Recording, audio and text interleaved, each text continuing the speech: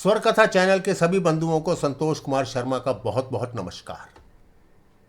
साथियों, आप सबने महाभारत के युद्ध के विषय में तो अवश्य सुना होगा या पढ़ा होगा, और ये भी पढ़ा होगा कि ये युद्ध कुरुक्षेत्र में लड़ा गया था।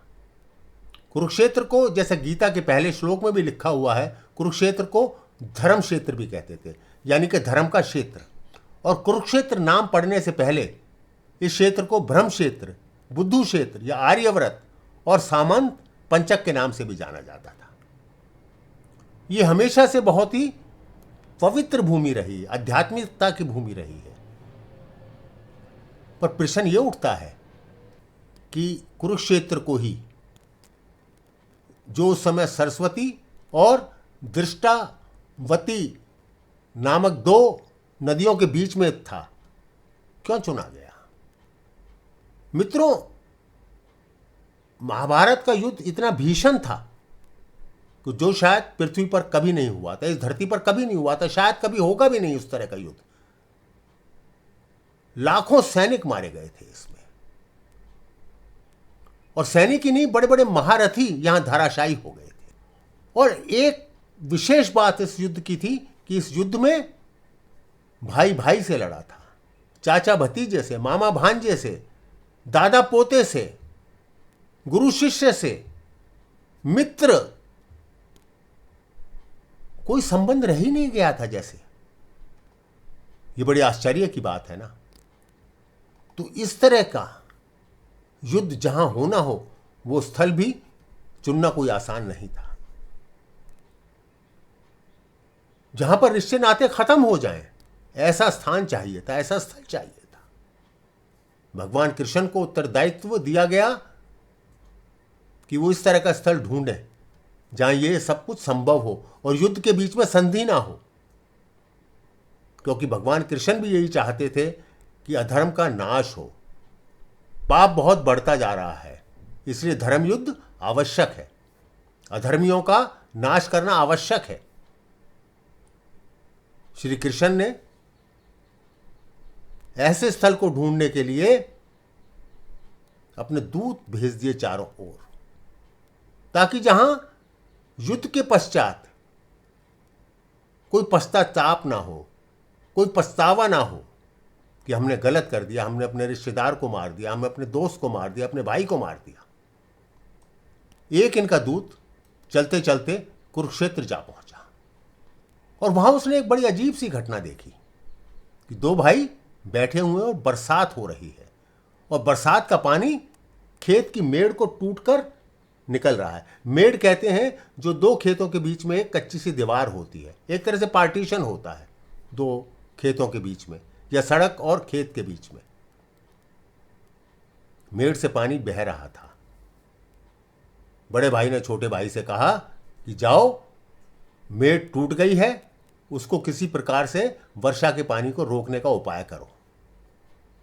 लेकिन छोटे भाई ने साफ इंकार कर दिया। इस पर बड़े भाई को बहुत गुस्सा आ गया, बहुत क्रोधित हो गया, और उसने अपने छोटे भाई को मार डाला। केवल मारा ही नहीं, उसके शव को घसीटता हुआ वो स्थान पर ले गया जहां से पानी निकलकर बह रहा था, और उसकी लाश को वहां लगा दिया ताकि पानी रुक जाए।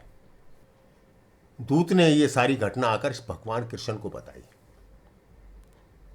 भगवान कृष्ण ने समझ लिया यही वो भूमि है जहां पर भाई भाई, गुरु शिष्य, सगे संबंधी, रिश्तेदार, मित्र आपस में युद्ध कर सकेंगे। वो निश्चिंत हो गए थे। अब उनका बिल्कुल ठीक भूमि मिली है। और तभी उन्होंने ऐलान कर दिया कि कुरुक्षेत्र के मैदान में ही महाभारत का युद्ध होगा। इस प्रकार से कुरुक्षेत्र की भूमि चुनी गई इस भीषण युद्ध के लिए। यह भी कहा जाता है कि इस भूमि को इसलिए चुना गया क्योंकि यह बड़ा पवित्र स्थल था, और यहां पाप को भी क्षमा कर दिया जाता था। एक कथा और भी है कुरुक्षेत्र की पवित्रता के संबंध में। राजा कुरु पांडवों और कौरवों के पूर्वज थे। ऐसा कहा जाता है कि राजा कुरु, जो कुरुक्षेत्र पर जिनका आधिपत्य था, वो इस भूमि को आध्यात्मिकता का बहुत बड़ा, यानी कि स्पिरिचुअलिटी का बहुत बड़ा केंद्र बनाना चाहते, बहुत बड़ा सेंटर बनाना चाहते थे। तो उन्होंने सोने का हल बनाया, शिव जी से बैल उधार लिए, यमराज से भैंस उधार ली और हल जोतना शुरू कर दिया। इंद्र भगवान वहां जा पहुंचे। जब देवताओं के राजा इंद्र वहां पहुंचे तो देखकर पूछने लगे कि क्या कर रहे हो ये राजा कुरु। तो राजा कुरु ने कहा कि वह धर्म की स्थापना करना चाहते हैं। जो 8 चीजें धर्म में कही गई हैं, जो 8 विषय धर्म में कहे गए हैं, सत्य, योग, दया, पवित्रता, दान, क्षमा, तपस्या, ब्रह्मचर्य, उस सबको विकसित करने के लिए मैं उपजाऊ भूमि तैयार कर रहा हूं। इंद्र ने राजा कुरु से कहा कि कोई और वरदान मांग लो।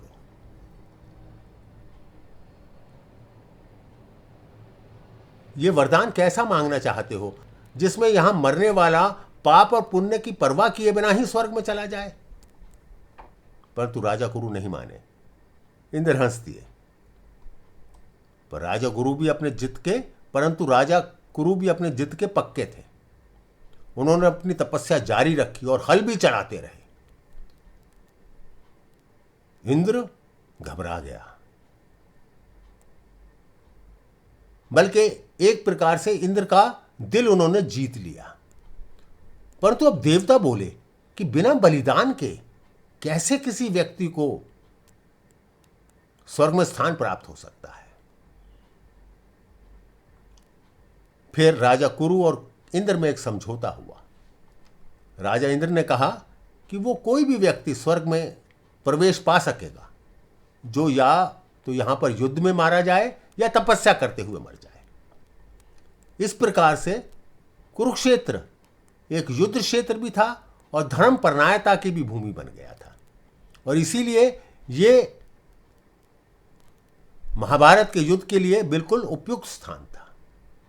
तो मित्रों, इस तरह के युद्ध के लिए जिसमें भाई भाई से लड़ा था, हम सभी जानते हैं कौरव और पांडव भाई थे और उनके सब रिश्तेदार एक दूसरे से आपस में लड़े थे। आधे रिश्तेदार एक तरफ थे, आधे रिश्तेदार दूसरी तरफ थे, सब आपस में लड़े थे।